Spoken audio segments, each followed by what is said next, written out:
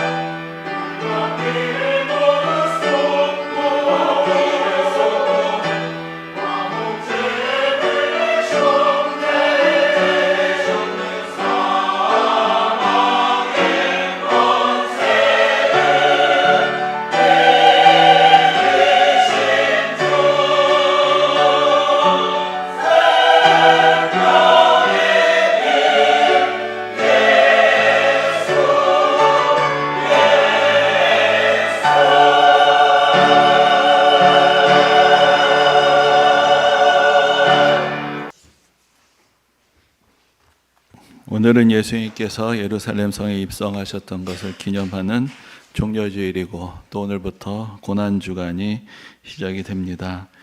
이 고난주간은 교회력에서 가장 특별한 한 주간이라고 할 수 있습니다.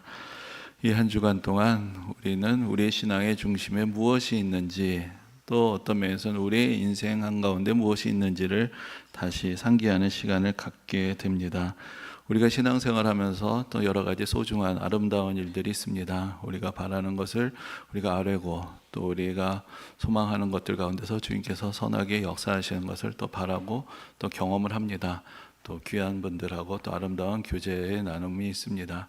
우리가 신앙을 통해서 유익을 누리는 많은 것들이 다 귀한 것이지만, 그러나 우리가 이 고난주간을 맞이하게 될 때 우리가 다시 한번 깨닫게 되는 것은 우리의 신앙의 한복판에 십자가에 달리신 예수 그리스도, 우리 외에 죽임을 당하신 하나님의 아들이 계시다는 것, 그리고 우리가 매주 예배를 드릴 때 우리는 그 십자가를 바라보며 예배를 드리고 있다라는 그 중요한 사실을 우리가 다시 한번 깨닫게 되는 것입니다.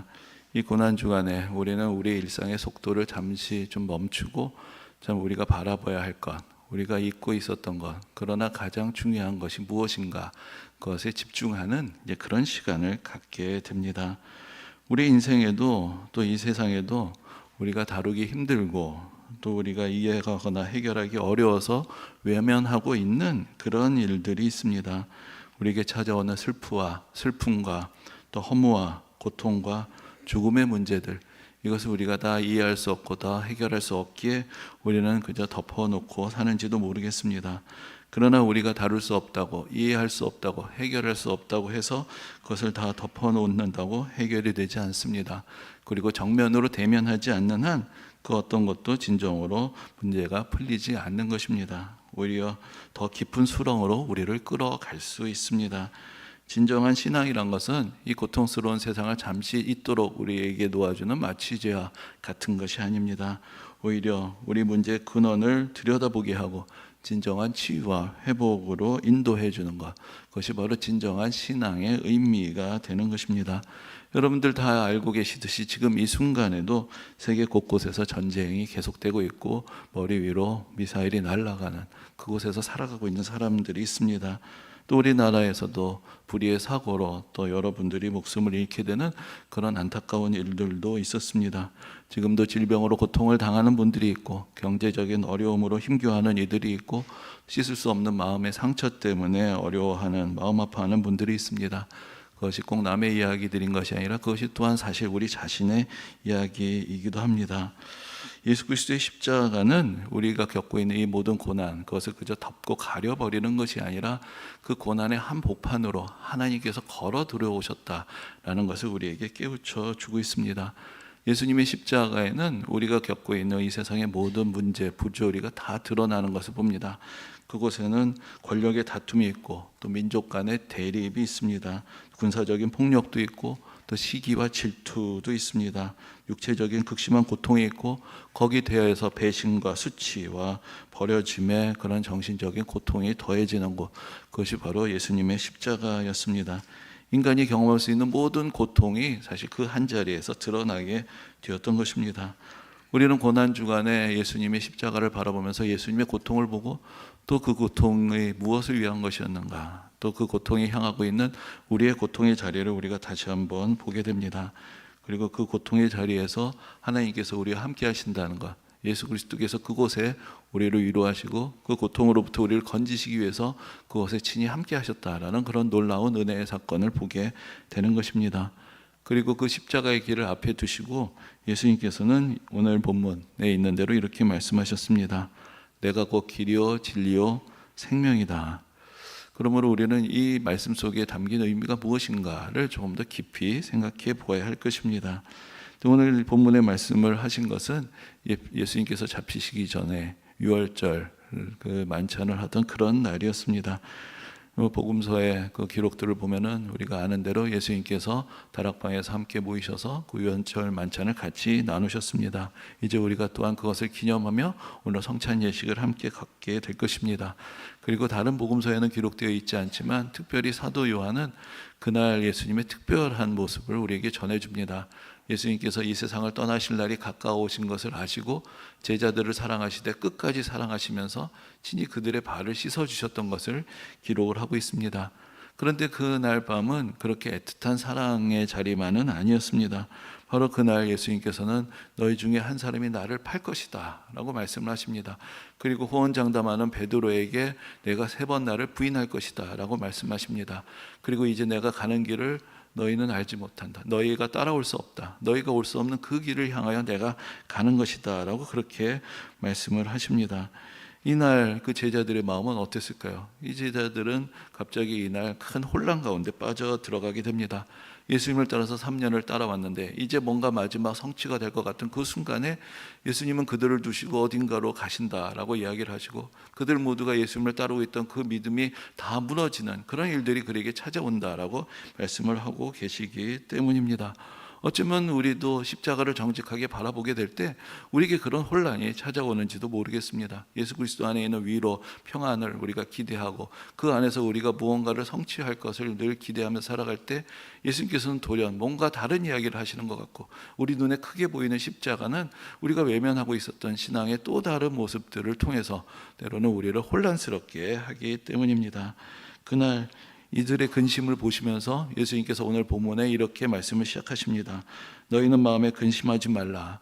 사실 그것은 반대로 말하자면 그날 그 자리가 제자들의 큰 근심의 자리가 되었고 혼란의 자리가 되었다라는 것을 깨우쳐 주는 것입니다. 그러면서 이어서 예수님께서 이렇게 말씀하셨습니다. 내 아버지 집에 거할 곳이 많도다. 내가 너희를 위하여 거처를 예비하러 가노니 가서 너희를 위하여 거처를 예비하면 내가 다시 와서 너희를 내게로 영접하여 나 있는 곳에 너희도 있게 하리라. 내가 어디로 가는지 그 길을 너희가 알리라. 이 말씀은 어떤 면에서는 근심하는 제자들에게 주신 위로의 말씀이었지만 사실 이 말씀은 제자들에게는 여전히 수수께끼 같은 말씀이었습니다.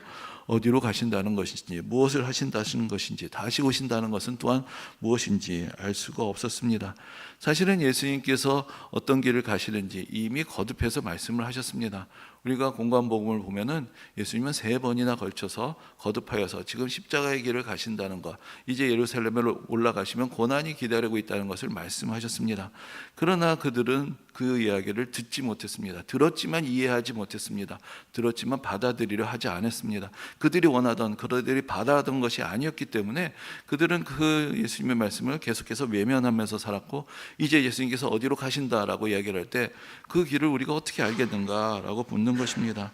그래서 도마가 이렇게 질문합니다. 주여 어디로 가시는지 우리가 알지 못하거늘 그 길을 어찌 알겠사옵니까? 모르는 것이 아닙니다. 듣지 못했던 것이 아닙니다. 그러나 여전히 그들은 모르고 있고 받아들이려 하지 않고 있었습니다. 이들에 대하여 예수님께서 이렇게 말씀하신 것입니다.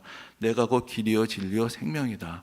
주님께서 어디로 가십니까? 라고 그렇게 이야기를 할 때 예수님께서 말씀하십니다. 내가 곧 길이다 라고 말씀을 하십니다.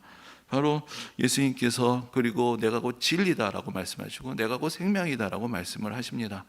우리가 지난번에도 잠깐 말씀을 드렸지만은 다른 복음서와 요한복음 사이에 몇 가지 좀 중요한 차이들이 있는데 그 중에 하나가 바로 예수님께서 직접 당신께서 어떠한 분이신지를 이렇게 명료하게 말씀하신다는 것입니다. 우리가 다른 복음서를 보면은 예를 들어서 마태복음에 예수님의 여러 비유들이 있습니다. 예수님이 이렇게 말씀하십니다. 천국은 이와 같으니. 그러니까 예수님께서는 천국이 어떤 곳인지 하나님의 나라에 대해서 우리에게 가르쳐 주시는 그런 분의 모습으로 많이 드러나게 됩니다. 그런데 요한복음에서는 이제 우리의 시선을 예수님께 주목하게 하는 것이죠. 그러면 그 천국을 우리에게 보여주시고 우리를 천국으로 인도하시는 이분은 어떠한 분이신가? 그분에게 우리가 주목하게 하는 것이고 바로 예수님께서 직접 내가 누구인지를 말씀하시는 그런 장면들을 요한복음에서 자주 보게 됩니다. 그래서 모두 7번의 말씀이 기록이 되어 있습니다. 그래서 예수님은 내가 생명의 떡이다. 내가 세상의 빛이다. 그리고 내가 양의 문이다. 그리고 내가 선한 목자다. 내가 부활이요 생명이다. 내가 길이요 진리요 생명이다. 내가 참 포도나무다. 예수님께서 7번 예수님이 어떤 분이신지를 드러내놓고 말씀해 주십니다.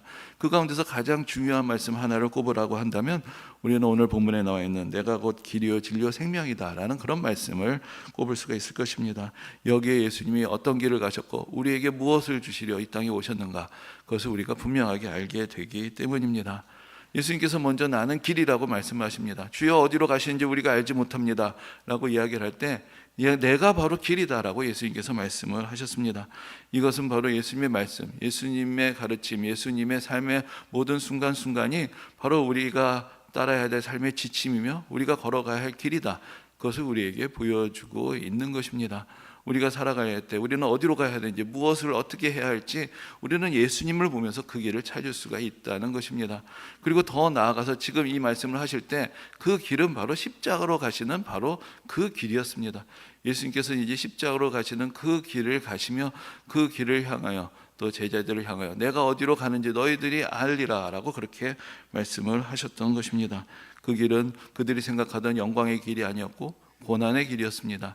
그리고 우리가 암송하는 것처럼 예수 그리스도를 믿고 따르는 사람들은 결국 그 길로 함께 가라는 그런 부르심을 받은 사람들인 것입니다. 그래서 이제 우리가 사도행전에 보면은 바울이 예수님을 박해하던 그때 예수 믿는 사람들을 가리키는 특별한 표현이 하나 나옵니다.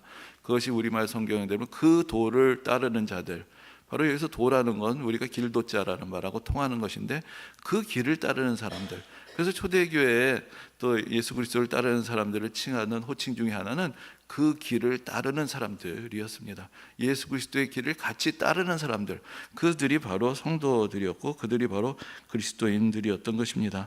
우리가 앞에서도 이 세상의 고통에 대해서 이야기를 하였습니다. 이 세상에 많은 고통이 있지만 예수님께서는 그 고통의 길 한복판으로 직접 걸어가십니다. 그 이유가 무엇입니까? 예수님께서 이미 요한복음 12장에서 이렇게 말씀하셨습니다. 하늘의 밀이 땅에 떨어져서 죽지 아니하면 하늘 그대로 있고 죽으면 많은 열매를 맺느니라. 예수님은 이 땅에 오셔서 당신의 몸을 그 죽음에 내어주셨고 그렇게 하심으로 우리에게 놀라운 결실과 생명을 얻게 하시는 그 길을 향하여 고통당하는 우리를 위하여 예수님께서 함께 고통당하시고 그 고통을 넘어선 하나님 나라의 소망을 우리에게 주시기 위해서 지금 이제 그 길로 가시고 그 길의 의미를 제자들이 깨닫고 함께 동참하기를 바라셨던 것입니다. 그리고 또 말씀하십니다. 나는 진리다. 바로 예수님께서 가시는 그 길을 통해서 감춰져 있던 것들이 드러나게 되고 많은 진리들이 이 세상 가운데서 그대로 나타나게 되기 때문입니다. 앞에서도 말씀을 드렸지만 예수님의 십자가는 인간들이 마치 제법 괜찮은 사람인 척하고 가리고 있었던 많은 우리의 민낯이 드러나게 됩니다. 겉으로는 뭔가 우아한 것 같고 고상한 것 같고 뭔가 잘 꾸며진 그런 삶을 살아가고 있지만 그런 한꺼풀 들춰봤을 때 그 안에 무엇이 가려져 있는지 예수님의 십자가에서 그 모든 것들이 다 드러나게 되었던 것입니다. 바로 한 민족이 다른 민족을 억압하는 그 현실, 힘 있는 자들이 자기들의 위세를 과시하면서 위력을 행사하는 자리, 아무 책임도 지지 않으려고 아무런 죄 없는 분에게 모든 것들을 다 떠넘기고 있는 그런 모습들, 아무것도 알지 못하면 함부로 말하고 조롱하고 비난하는 그런 혀의 모습들, 그 가운데서 또 믿고 따르던 분을 그 가차없이 배신하면서 그 자리를 떠났던 사람들, 우리가 때로는 겪고 고통스러워하는 그 모든 일들, 그 가운데 있었던 극심한 육신의 고통, 정신적인 고통, 모든 것들이 더해진 그 자리, 결국 그것은 우리가 살아가고 있는 이 사실, 이 현실, 우리 인생에 가려져 있는 모습이 어떤 것인가, 그 민낯을 낱낱이 드러내는 그런 폭로와 진실의 자리가 되었던 것입니다. 그러나 예수님의 십자가가 우리에게 보여주는 진리는 그보다 더 깊은 곳에 있습니다. 바로 예수님이 십자가를 지시고 바로 죽으심을 당하심으로 바로 하나님께서 우리 위해서 구원을 위해서 준비하셨던 그 말씀들이 그 자리에 다 성취가 되는, 하나님의 구원의 진리가 완성이 되는 그런 자리가 또한 되었던 것입니다. 그래서 십자가 위에서 예수님께서는 다 이루셨다라고 말씀을 하셨습니다. 바로 하나님의 말씀이 진리인 것이 드러났고 하나님께서 우리의 구원을 위해서 예비하신 모든 계획이 거기서 다 성취가 되었습니다. 하나님의 진리, 이 세상에 모든 거짓과 불의가 있지만 그러나 여전히 하나님은 우리를 사랑하시고 그 아들을 우리에게 보내셔서 우리를 구원하시고 영원한 생명에 이르게 하신다는 그 진리가 바로 십자가 없이는 결코 드러나지 않는 것이고 십자가 없이는 결코 완성될 수 없는 그 진리의 모습이 그 자리에서 드러나게 되었던 것입니다. 그리고 마지막으로 예수님께서는 말씀하십니다. 내가 생명이다. 그런데 예수님께서 이 말씀을 하시는 그 자리, 우리가 앞에서 살펴본 것처럼 예수님은 지금 십자가의 길 앞에 서 계십니다. 죽음의 길 앞에 서 계십니다. 근데 예수님은 말씀하십니다. 내가 생명이다. 과연 그 생명의 의미는 무엇인가? 우리가 조금은 더 생각해 보아야 하지 않겠습니까? 근데 우리가 이게 무슨 영화의 대사이기도 해서 또 유명해진 말이기도 한데, 우리가 가끔 뭐 잘 아는 사람, 그런데 오랜만에 만난 사람한테 그런 얘기를 해요. 야, 누가 아직 살아있네 얘기를 합니다. 살아있다. 이게 무슨 뜻일까요? 나 너 죽은 줄 알았어. 그런 뜻인가요? 그렇진 않을 것입니다. 육신의 생명은 계속 붙어 있었습니다. 그러나 살아있다라는 것은 너 아직 자존감을 가지고 살아가고 있다. 너 아직도 네 역할을 하고 살아가고 있다. 너 지금 생생하게 너의 삶의 자리에서 버티면서 잘 지내가고 있다. 이제 그런 의미를 하는 것이겠죠. 그러니까 살아있다라는 것, 생명을 가지고 있다라는 것은 사실 그래서 여러 가지 의미들이 그 안에 담겨 있는 말이 될 것입니다. 그러니까 특별히 신약 성경이 기록되어 있는 그 헬라어에서는 생명을 가리키는 두 가지 다른 표현이 있습니다. 하나가 비오스라는 말이고 또 하나가 조에라는 말입니다. 그러니까 비오스라는 것은 그야말로 육신의 생명, 탄생에서부터 죽음까지의 시간을 말하는 것입니다. 그래서 거기서 이제 우리가 잘 아는 생물학 하면 바이올로지라는 말을 할 때 그 비오스라는 말을, 그 살아있는 생물을 연구하는 그런 학문을 말할 때 비오스라는 말을 쓰고 있는 것이죠. 근데 한편 조에라는 말은 좀 다른 의미를 가지고 있습니다. 그것은 우리 육신의 생명 안에 갖춰질 수 없는 더 크고 영원한 생명을 말하는 것입니다. 그래서 당시에 그리스의 철학자 플라톤 같은 사람들은 그 조에를 추구를 하는 그런 삶을 이야기를 합니다. 그리고 인간은 이 육신이라는 감옥 안에 그 영원한 생명의 빛의 조각이 다 갖춰져 있다. 이제 그런 이야기들을 하기도 합니다. 뭔가 더 크고 더 영원하고 더 거룩한 세계, 그 거룩한 생명, 그것을 이야기를 할 때 그들은 조에라는 또 다른 단어를 사용을 했던 것입니다. 근데 이제 요한복음이라는 책은 성경에서 생명이라는 말이 가장 많이 나오는 책입니다. 그런데 요한복음에서는 단 한 번도 이 생명을 육신의 생명이라는 뜻으로 비오스라는 말로 사용한 적이 없습니다.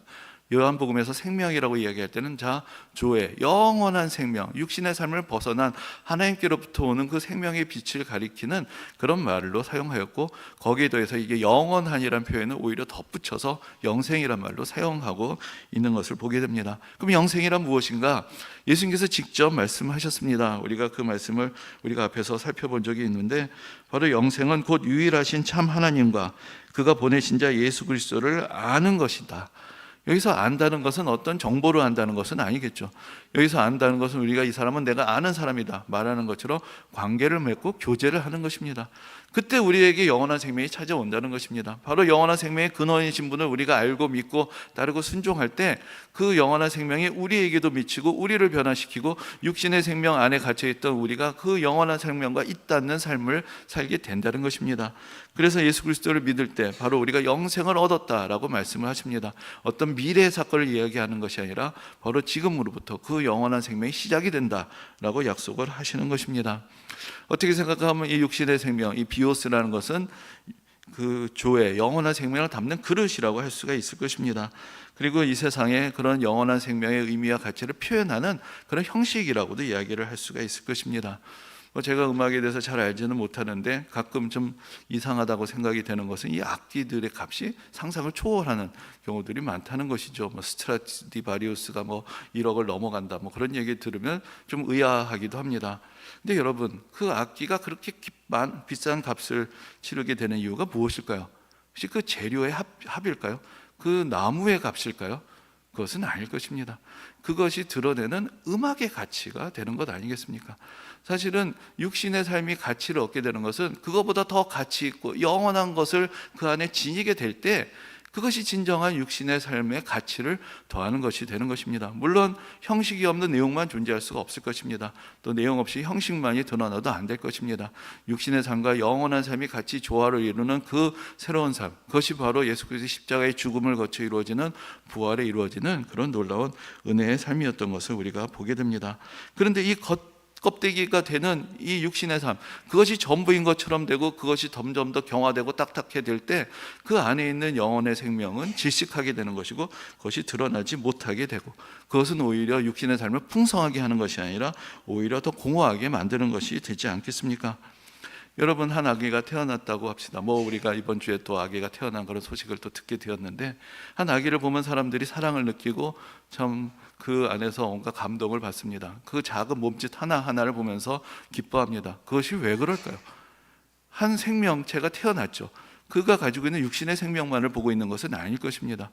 그가 사람들이 보는 것은 그 사랑스러움을 보는 것이고 그 인생 안에 있는 여러 가능성들을 보게 되는 것이고 그가 앞으로 사랑하며 사랑받게 되는 그 삶을 보는 것이고 그 안에 있는 한 인격을, 그 안에 있는 하나님의 사랑을 그 안에서 같이 보게 되는 것입니다. 그 하나의 생명이 그거보다 더 크고 영원하고 아름다운 것을 지니고 있기 때문에 우리는 그것을 통해서 그 아름다움을 같이 느끼고 또 함께 즐거워하는 것이 아니겠습니까? 그 옛날 사람들, 특별히 성경에 쓰여지던 그 시대 사람들의 삶은 우리가 살아가는 삶보다 훨씬 더 짧고 또 고통스러웠습니다. 의학도 발달하지 못했고 질병이 더 쉽게 사람들을 데려갔고 또한 많은 재난이 그치지 않았습니다. 평균 수명 30세, 40세를 넘기지 못했던 그런 시대였습니다. 그러나 그렇기 때문에 그들은 그들의 삶의 의미를 이 육신의 삶에서만 찾을 수가 없었습니다. 이것은 너무나 연약하고 언제든지 부서질 수 있는 삶이었기 때문에 그 너머의 삶에 더 많은 관심을 가지고 내가 살아가고 있는 이 짧은 순간을 어떻게 가치 있게 만들 것인가에 대해서 사실은 우리보다 더 많은 고민을 했고 더 많은 철학자들이 또 거기에 대해서 많은 이야기를 했고 그들이 믿었던 모든 종교는 사실은 그 영원한 생명이 어디 있느냐를 찾는 그런 구도의 길이 되었던 것입니다. 근데 오늘날 여러분 의학이 발달합니다. 또 생명공학이 발달합니다. 수명이 연장이 된다고 합니다. 게다가 노화를 어떻게 극복할 것인가에 서 많은 연구들이 이루어지고 있습니다. 어떻게 하면 이 육신의 생명을 더 늘릴 것인가, 여기에는 많은 투자와 연구와 노력이 이루어지고 있는데 그 시간을 뭘로 채울 것인가, 거기에 대해서 우리는 얼마나 고민하고 있고 얼마나 진지하게 우리의 내면의 삶을 가꿔가고 있는가. 이 비오스는 점점 길어지게 하고 거기에 모든 관심을 쏟고 있을 때 우리 안에 있는 조회들, 우리 안에 있는 영원한 생명은 어디에 있는가? 그래서 그 빈 격차만큼 사실 오히려 우리는 더 공허하고 허무한 시간들을 보내게 되는 것은 아닌가라는 그런 생각을 하게 되는 것입니다. 여러분, 예수님의 십자가, 거기서 드러나게 되는 모순과 신비는 무엇입니까? 바로 예수님의 육신이 깨어지는 그곳에서 영원한 생명의 빛이 드러나게 되었다라는 것입니다. 그것은 바로 우리의 삶에 주시는 그런 교훈이 있는 것이죠. 우리의 삶이 이 육신의 삶이 전부가 아닙니다. 그 안에 담아야 할 그 생명의 빛, 그것이 바로 예수 그리스도의 십자가의 죽음에서부터 우리에게 비치고 있다라는 그런 놀라운 역설과 진리, 그것을 우리가 바로 십자가에서 보게 되는 것이고 예수님께서는 바로 십자가의 길을 가시면서 내가 곧 생명이다 라고 그렇게 선언을 하시는 것입니다. 여러분, 오늘 주보에 또 그림을 하나 실어 드렸습니다. 이 그림이 이제 유명한 폴 고갱의 그림인데 이 그림은 좀 특이한 점이 몇 가지 있습니다. 하나는 이 그림의 배경입니다. 보통 많은 성화들은 2000년 전 팔레스타인을 배경으로 하고 있는데 이것은 19세기 말 프랑스의 농촌의 전경을 보여주고 있습니다. 십자가를 그 당시 일상의 자리로 가지고 온 것입니다. 그 과거의 옛날의 사건이 아니라 그들이 살아가던 그 일상의 삶 한복판으로 십자가를 가져와서 그렸습니다. 그 밑에 여인들이 그 당시에 전통적인 복장을 입고 그 안에 앉아 있습니다. 누군가는 기도하고 묵상하지만 누군가는 또 일상의 삶을 살아갑니다. 누군가는 그 의미를 생각하지만 누구는 또 무관심한 채 그의 자리에 같이 있는 그런 모습을 보여주고 있습니다. 근데 또한 특이한 것이 바로 예수님을 노란색으로 칠해 놓았다는 것이죠. 그래서 이 십자가의 모습을 황색의 그리스도라고 그렇게 부릅니다. 근데 왜 황색을, 왜 노란색을 사용했느냐? 여기서 고갱이 직접 이야기한 것이 있습니다. 나에게 노란색은 신성의 빛이고 생명의 빛이다. 그 고갱은 예수님의 십자가, 그 죽음의 자리에 생명의 빛을 얹어 놓았던 것입니다. 근데 이제 그가 그 그림을 그리게 되었던 게 1889년입니다. 근데 그 해가 프랑스 혁명 100년을 기념하면서 프랑스에서 만국 세계 박람회를 열게 됩니다. 그래서 그 당시 19세기 말 사람들이 가지고 있었던 그 새로운 문명의 진보, 인간의 기술적인 성취, 그것을 자랑하기 위한 그러한 박람회의 자리를 만들었던 것입니다. 그것을 기념하면서 세웠던 철골 구조물, 그것이 바로 그 유명한 에펠탑이 되는 것이죠. 인간의 새로운 문명을 상징하는 탑을 만들어 놓고 많은 사람들이 축제를 벌이고 있습니다. 근데 고갱은 그것이 꼴도 보기 싫었습니다. 그것이 과연 인류의 진정한 진보인가? 그래서 그는 파리를 떠납니다. 농촌으로 갑니다. 그리고 농촌의 전경을 보고 농촌의 사람들과 함께 하면서 거기서 그 농촌 한가운데 있는 예수 그리스도의 십자가를 그렸던 것입니다. 이 십자가 위에 진정한 우리 문명이 지향할 것이 있고 이 십자가 위에 진정한 생명의 빛이 있다. 저 파리에 화려한 물질 문명에 그것이 있는 것이 아니라 바로 예수 그리스도의 십자가에 우리의 생명의 빛이 있다. 그것을 한 화가가 그 문명에 대해서 비판하며 또한 우리에게 전해주고 있었던 것입니다. 우리도 진정한 우리의 생명의 빛은 어디에서 오는 것인가? 이 시대에 우리가 조금 더 깊이 생각해 보아야 할 것입니다. 이 고난의 주간, 이 세상은 여러 가지 문명의 성취들을 또다시 자랑하고 있을 때 과연 우리의 마음의 깊은 곳에 진정 우리의 삶에 의미를 주고 가치를 주고 내가 살아가는 이 순간 한순간 한순간을 소중하게 만들어내는 것은 어디에서 오는 것인가?